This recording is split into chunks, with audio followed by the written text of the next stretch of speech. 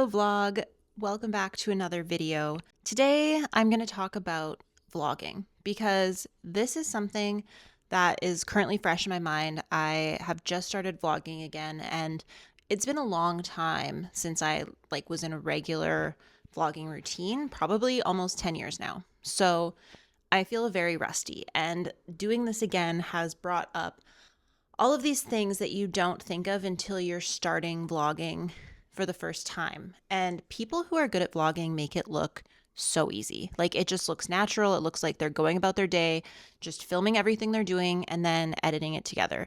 And that is what they're doing, but there's so much more that you have to think about when you're vlogging than you would realize before you actually start doing it. And today I wanted to talk about some of those things because if you yourself have been thinking about starting to vlog or you have recently just started vlogging and you're finding it a little bit difficult, I thought this might be a helpful video for you. I want to talk through some of the main things that I've really been thinking about as I'm starting to vlog again and things that are really helping me to not just be so overwhelmed and just give up before I've even started. So I want to talk about that today because it's all fresh in my mind right now as I'm relearning this process. And yeah, so that's what we'll be doing today. It's super meta, I know, but hey, why not? I want to point out as well that vlogging really is its own form of storytelling and like micro filmmaking, if you will. So a lot of the principles of storytelling and filmmaking are applicable to vlogging. And it doesn't seem like that would be the case. Like it just seems like vlogging is so straightforward, just talking to a camera. And it can be that. Some people do it that way. But I am definitely drawn to the more storytelling, filmmaking side of it all. I used to want to be a filmmaker. Actually, in high school, I thought I was going to be the best director to ever do it. And that didn't happen. But I loved making these little videos that were just, in my mind, very cinematic and moody. And looking back, they are terrible. But I really, really enjoyed the process of just framing shots and telling stories through video. So I think this is a really great medium if that's also something you're interested in, but don't quite know where to start or don't want it to be like your whole career, but it's something that interests you. I also need to add that just having nice vlogging equipment isn't going to make you necessarily good at vlogging. It'll definitely make the quality of your videos better in the technical sense, like if you have a good microphone, a good camera, lighting, all of that. But it's not going to make you good at knowing how to tell a story, how to piece things together. Even just the act of being on camera is something that takes a lot of practice. Which leads me to my first point, which is you cannot think yourself into being good at vlogging.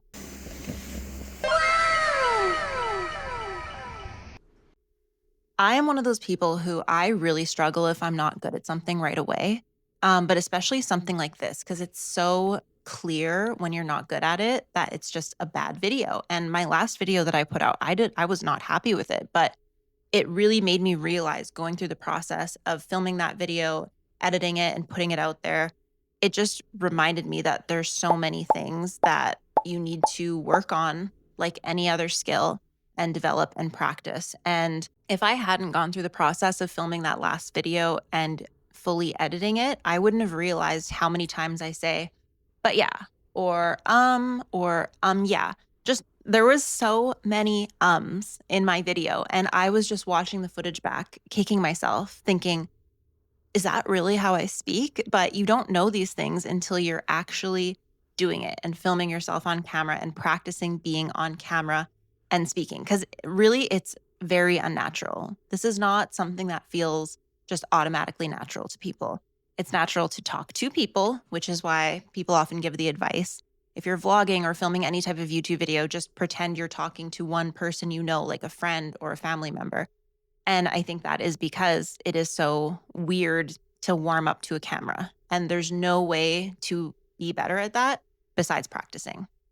I mean, I guess you can practice off camera, but I feel like practicing on camera and then going back through the footage is probably the best way to learn and grow and develop that skill. Since this is still a vlog about vlogging, not just a sit down video, I am going to be vlogging throughout this whole conversation.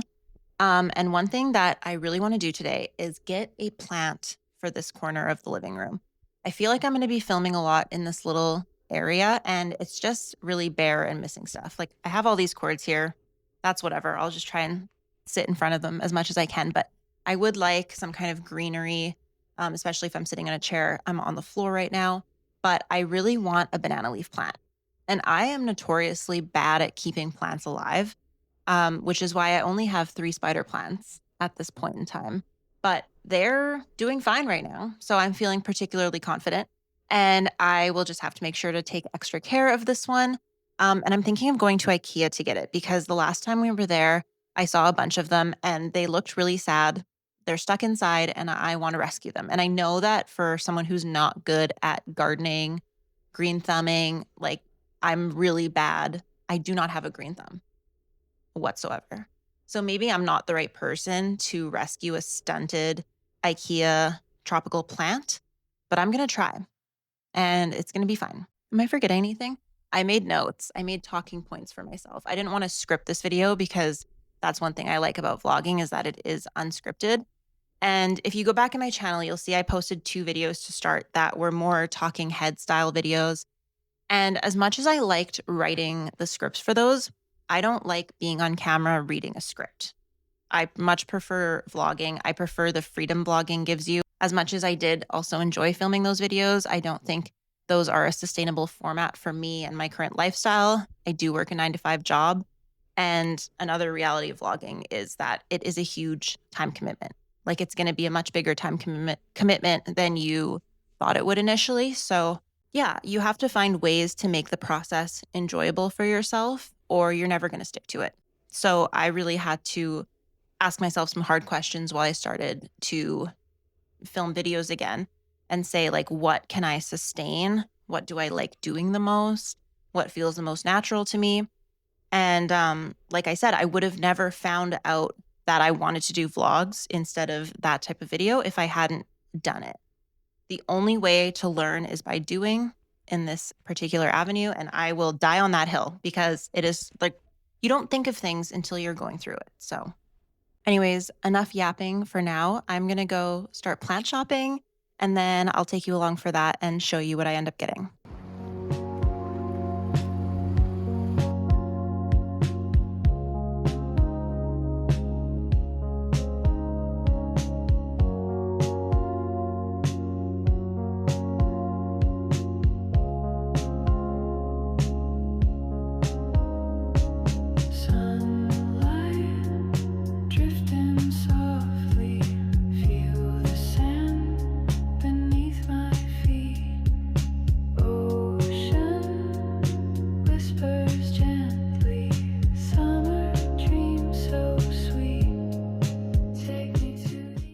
As you saw, the selection in there was really bad. It was way worse than last time I was here, but I just couldn't leave without taking one of them with me, you know?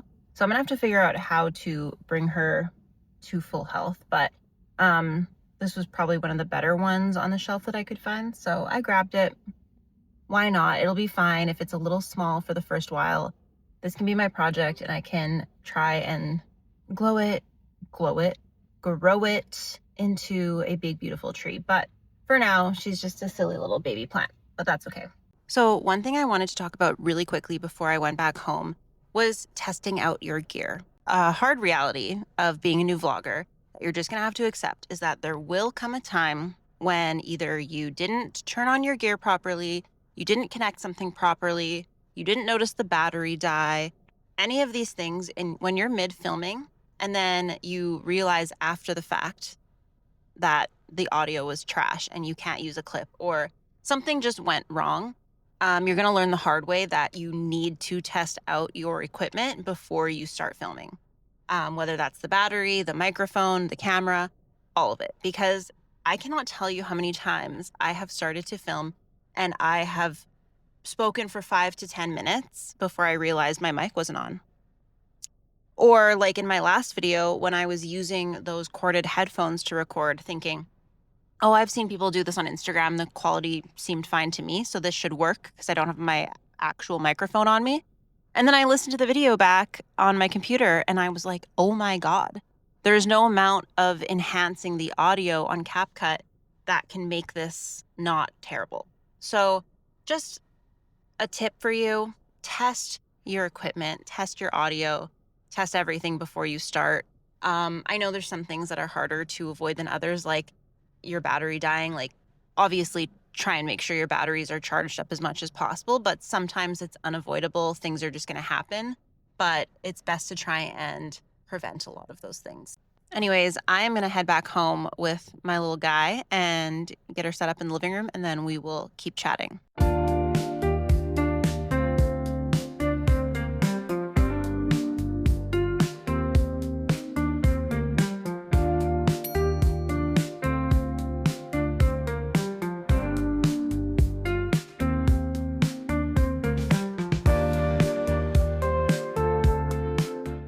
Well, I'm back with my plant. It's a lot smaller than I thought it would be. Like, I knew I wasn't going to get some massive one, but this is tiny. And I'm a little bit nervous because when I was carrying it in the apartment, I realized that it had like a little fly crawling on the mud. And I'm worried if there's some kind of like gnat in there. I know that's common with department store plants, but I hate bugs. So I'm keeping it quarantined over here away from any other plants where it can't hurt anything. But like, I don't want bugs to be getting around. So I don't know what to do. I think I'm just going to let the topsoil dry out a little bit. I'm going to repot it. But I don't have any potting soil right now. So I'm going to have to wait on that. So I'm just going to let it dry out a little bit because I read that the bugs that are common in department store plants don't, I mean, they like dry. What am I trying to say? Bugs in department store plants like damp soil. So if I let it dry out a little bit, hopefully that will maybe fix some of the problem. And then, yeah, I'll just repot it when I can. Maybe I'll pick up some soil tomorrow. My friend had one of these that was massive. Like it would have filled this whole area up to the ceiling. So maybe one day that's what this will be. And I think I should name it. Do you guys have any suggestions of what I should name my plant? I feel like every time I name inanimate objects, one of the first names that comes to mind is Henry. Tell me if this looks like a Henry or if it's just completely wrong. But I do have to name it, but we'll think on it a little bit. Anyways, while I am here and all set up, I want to talk about another reality of vlogging that I kind of touched on in the first part of this video, but that is the editing process. Let me tell you, it will take a lot longer than you expect a simple vlog to take to edit because not only do you have to upload all of your footage, drag it onto a timeline, and watch it all, but you have to spend hours just like cutting things out and then adding effects and sounds and lining everything up properly. And it takes a really long time. So just throwing this out there, anticipate you'll need to spend at least 6 to 8 hours editing video. Now, I know that sounds a little bit high, but it's just the reality. So, there are so many videos out there that teach you editing workflows and the basics of editing and all of that, but just know it's going to take you a long time. Honestly, for me, like I think 8 hours is kind of the average by the time I'm done going through all the footage. I mean, it also depends on how long the vlog is, but yeah, it takes a long time to edit a video. So just know you're going to have to set that time aside and focus on it just as much as you are the filming process. So it's especially helpful, I think, if you can do them side by side. I know in the past I've tried to keep up with a little bit of light editing after each filming day. And if you have the time to do that, I highly recommend because it makes it so much less overwhelming to sit down and start from the very beginning with all of this footage. In fact, I might just do that tonight with the footage that I filmed today because I have a busy weekend ahead of me and I really want to get this up on Monday. It's Friday now, so maybe I'll do a little bit of light editing on what I shot today and then it'll be easy to get it done by Sunday night. So, um oh my god, see? Here I go again with the ums. I'm going to look back on this and be like, this is exactly what you said in the first part of this video. Also, if anyone has any tips for me on how to keep nameless banana leaf plant alive and thriving, please let me know because I need all the help I can get. Anyways, this is where I'm going to leave off for tonight because Fury Bound just came out a few days ago and it is so good so far. So I'm going to go do some reading, have some dinner with Zach, and maybe watch some Love on the Spectrum. I freaking love Love on the Spectrum. It is such a good show. I just love the cast. I love everything about it. So me and Zach have been watching that. I think we're almost through the new season that just came out. And then, yeah, just going to be reading for the rest of the night. I don't know how to end Okay, so this is another thing that you'll realize when you're vlogging. It's hard to end a segment because you're not ending the vlog, but it feels weird to say, okay, I know I'm not going to film again until tomorrow, but you don't want every single day to be like, until next time, guys. So that's another thing that you have to think of when you're a new vlogger. How do I transition out of these awkward clips? I guess the clips aren't awkward. I'm awkward. I'll just see you tomorrow. Okay, we're going to be done with this tonight.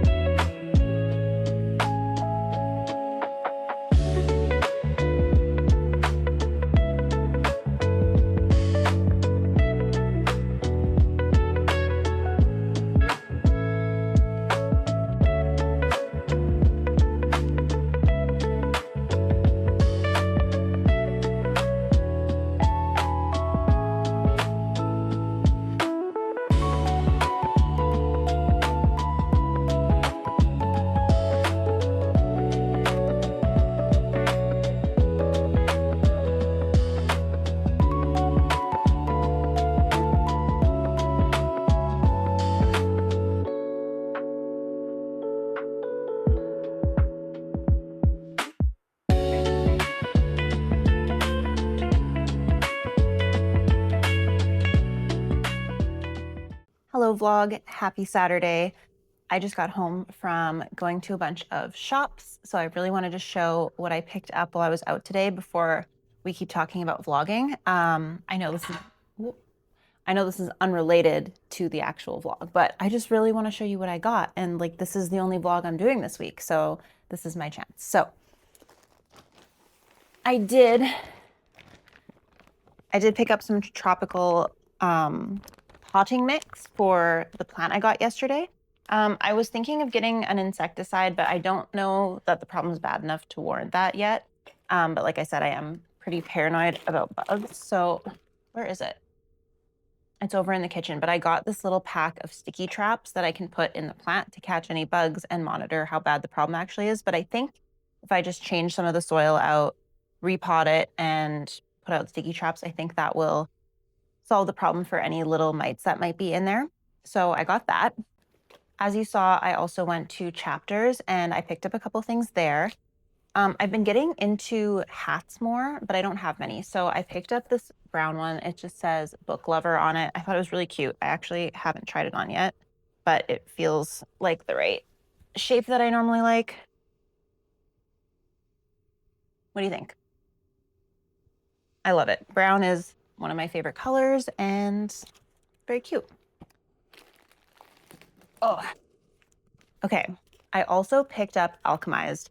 It was 25% off. It's a very expensive book, and it's not even one of those like fancy sprayed edges ones, which I don't know how I feel about the special edition sprayed edges books. They feel so overpriced and extravagant, but some of them are really pretty.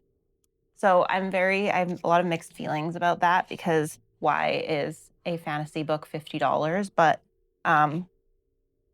it's fine. This one was on sale. I just got the regular. It is still hardcover, which let me just show you this. It looks so cute without the jacket on. I was just having this conversation with my friend at work, and we were talking about how like hardcovers are so impractical because you can't like lay down in bed sideways and read it very easily. I don't mind a hardcover as much, but they do feel a little bit impractical. But I think for a book this size, it kind of makes sense. Oh, even the inside of the jacket is really cute.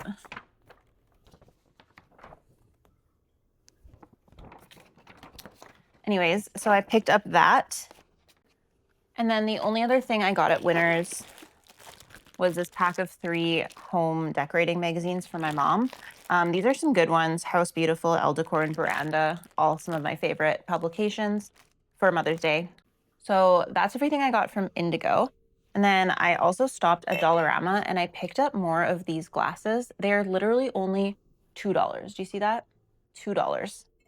And they are so cute. Like, they look like something you would find at CB2, or I don't know. They look a lot more expensive than they are. So I picked up 4 of these for my mom as well for Mother's Day, because I posted them on my story last night and she commented that she wanted some. So there you go. Hopefully she didn't go and purchase some for herself in the 24 hours leading up to Mother's Day, right after telling me she liked something, but it's only an $8 investment if that is the case. So that is what I got at Dollarama. And then I also went to Winners Home Sense and I got some of these Korean Beauty like under eye masks, vitamin C and collagen.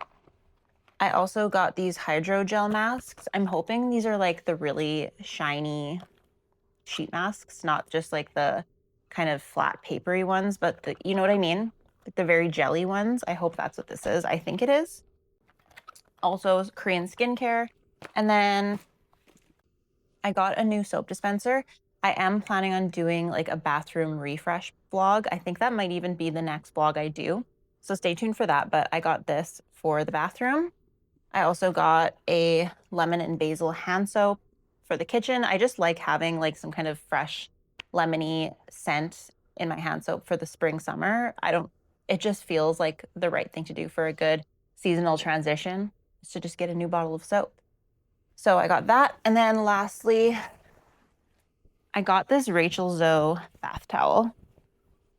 It's really big, kind of reversible.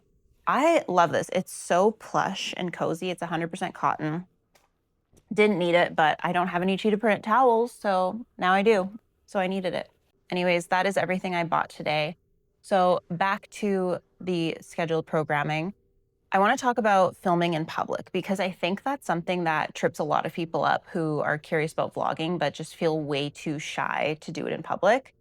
I am very shy to vlog in public, and I can tell when people like look over and notice that I'm filming something. So I think you just have to find ways to be sneaky about it. One thing that I've done is I bought one of these to go on the back of my phone. It's just one of these like suction cup things. So I can stick my phone to windows, metal surfaces, mirrors. So sometimes when I'm out, I'll just like sneakily stick my phone to something so that I can record a shot. So I found that that works really well for me. And there are other ways to try and be discreet, but that's just something you kind of have to get over, in all honesty. But there are ways to like tiptoe into it without being so obvious when you're out in public that you're vlogging. And another thing that's going to help you to be consistent and start doing this is just convenience. Everything comes down to convenience. So convenience is a big thing to keep in mind when you're selecting your gear and all of that. You don't need some giant vlogging camera, because if you don't want to use that in public, you're not going to, and then you're never going to get shots out and about in your life, which is fine. If you don't want to do that and you just want to be someone who vlogs at home, totally fine. I'm not trying to stop you, but if you do want to go out there and vlog your whole life, something to consider. I know that I said the best way to learn how to vlog is just to do it and learn through the process of doing it, but there are also other ways that you can learn about how to vlog and be a better vlogger.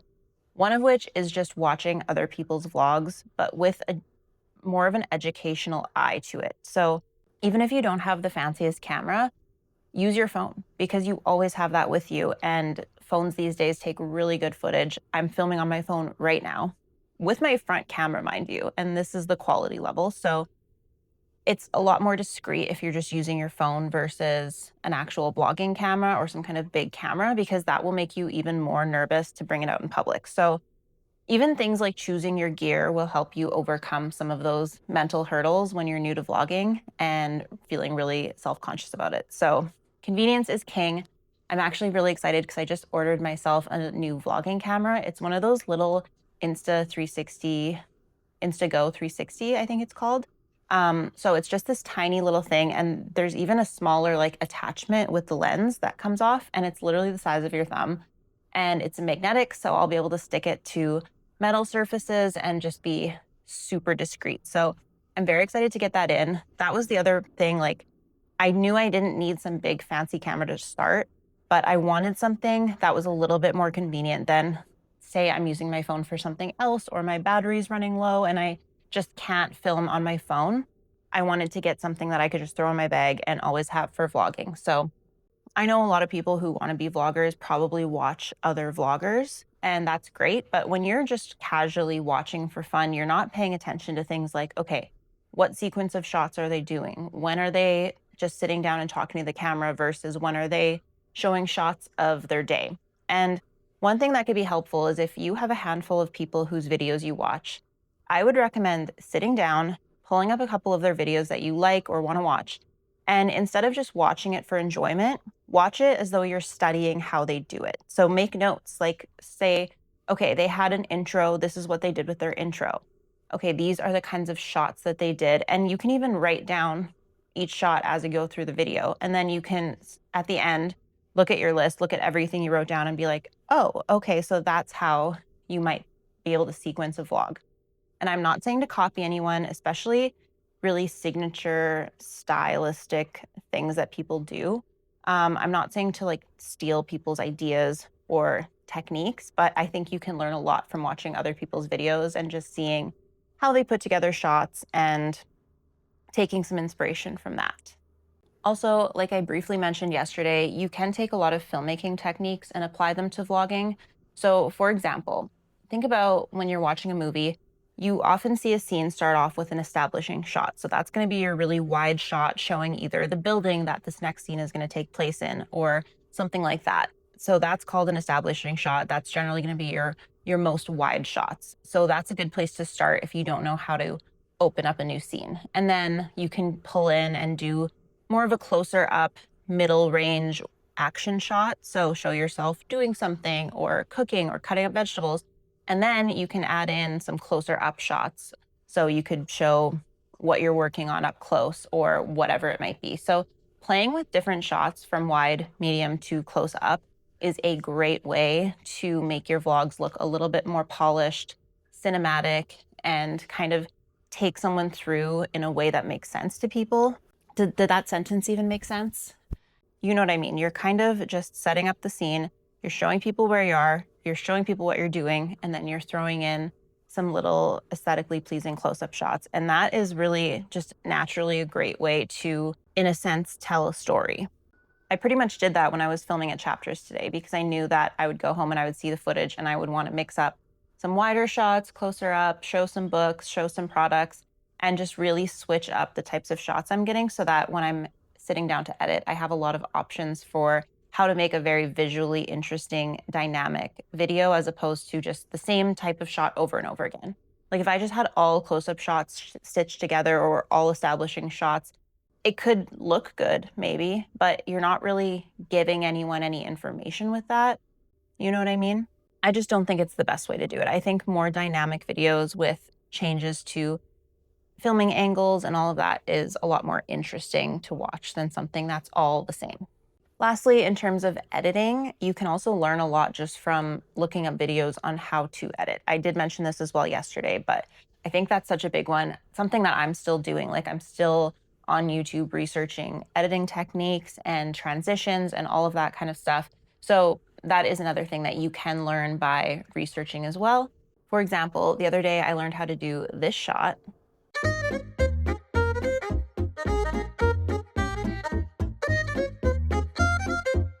So that's pretty cool. I wouldn't have known how to do that if I hadn't been looking up editing on YouTube. So there's things like that that you can do to make yourself technically better in certain aspects besides just filming and editing. I think you should be doing both of those things alongside each other. You should be doing the research portion, but you also have to be doing just as much, if not more, of the actual action of doing it yourself. And I think that is the best way to learn and grow as a vlogger. Like I've been saying through this whole video, the best way to learn how to vlog is just by doing it again and again. And there's no way around that. But trust me, it's not as scary as it seems. And once you start building up momentum, it gets easier and easier. So the hardest part is truly just starting. And once you've started, you're going to grow so much. So My biggest goal for these videos is that each one is going to be a little bit better than the last. I heard someone say once, if you film 100 videos and every single one is 1% better than the last, by the 100th video, you will be 100% better than you were in the first video. And that really stuck out to me and is something that I've been thinking about a lot. And this is vlog number 2 of my new vlogging journey, and I hope it's 1% better than the last one. I already think it's going to be because I did start editing last night and I was already so much happier with the clips I was getting and the more dynamic shots I was taking. So already just by doing it once, my mind is starting to reprogram itself to think about vlogging in a more intentional, creative way. And I'm so excited because I'm really enjoying it so far. And I hope that, like I said, each video is better than the last. And if you found this video helpful in any way, please give it a thumbs up so that I know you like this kind of video, and I will definitely do more of them. And if you want to see more of my vlogs, please subscribe to my channel. I will be posting every Monday. So thank you so much for watching. I hope you enjoyed today's video, and I will see you guys all next week. Bye, guys.